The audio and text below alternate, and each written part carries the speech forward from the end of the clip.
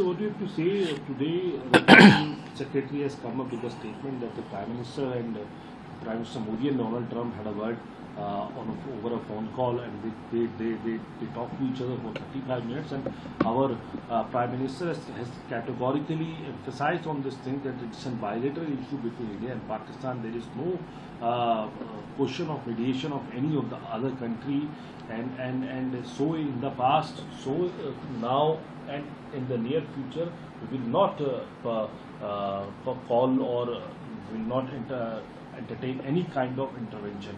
Earlier, it was said from the Donald Trump that he mediated in this between Indo and Indo-Pak situations, and he made it possible. So how do you see this? See, first of all, understand the triple Jhatka that the Indian foreign policy and diplomacy has received.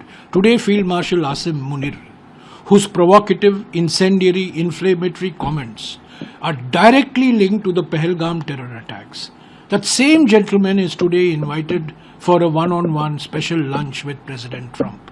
This is a setback for the Indian diplomacy. We are quiet about it. We have not objected to it. The same, that time he was General Munir, Asif Munir. You know, the same Asim Munir, whose remarks have contributed, orchestrated the Pahalgam terror attacks, is now invited by President Trump. Second, General Michael Kurilla, who is the head of the US Central Command, says Pakistan is a phenomenal partner. We are saying Pakistan is a phenomenal perpetrator. And here a top US general is saying Pakistan is a phenomenal partner in counter-terrorism. That is the second setback. And the third setback, President Trump 14 times from May 10th onwards has been claiming that he mediated, he brought about a ceasefire, he used trade as an instrument, he put Pakistan and India together. 14 times from May 10th onwards, Prime Minister was silent, did not say, this was not countered. Today, we are told that he had a 35-minute phone call with President Trump, and he said many of the things that the Foreign Secretary has given a readout. Well, President Trump's readout, we don't know. When it comes, it will come. But going by the Prime Minister's readout, which the Foreign Secretary has given, my question is very simple. We say the same thing in Parliament. Call a special session of Parliament. Of course, now the special session of Parliament is not likely to be called. It's going to be called on the 21st of July. It's too late. Call an all-party meeting tomorrow. Chair the all-party meeting. How long does it take to call an all-party meeting? One day?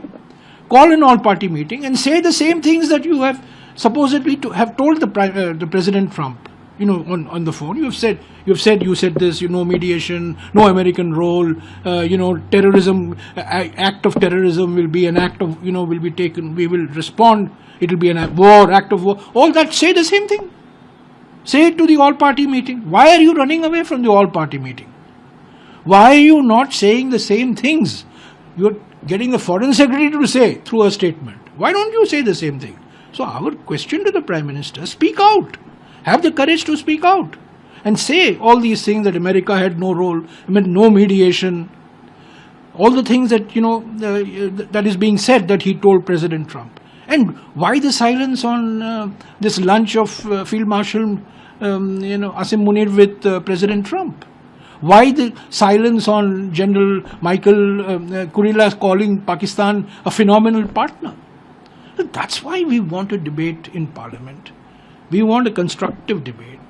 We want an all-party meeting. We want to show unity and solidarity on this issue. It's a very big challenge for us. Dealing with China, dealing with Pakistan, and now, of course, dealing with America has also become a big challenge. So, the Prime Minister our demand is very simple. Prime Minister should call an all-party meeting, repeat what he has told the President Trump today in the phone call as reported by the Foreign Secretary. If you don't want to call an all-party meeting, special session, have a 2-day, 3-day debate on this issue where we discuss all these issues. And remember, after Kargil, Atal Bihari Vajpayee set up a Kargil Review Committee under the chairmanship of K. Subramaniam, who happens to be the External Affairs Minister's father. And they submitted a report on the 15th of December 1999. which was then tabled in Parliament on the 23rd of February 2000.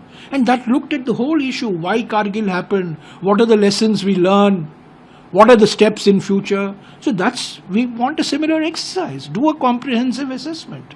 What happened after Pahalgam, what happened during Operation Sindoor. The Chief of Defence Staff has said many things in Singapore. Why, if we can say it in Singapore, why can't we have a debate in Parliament? Why can't you set up an expert committee?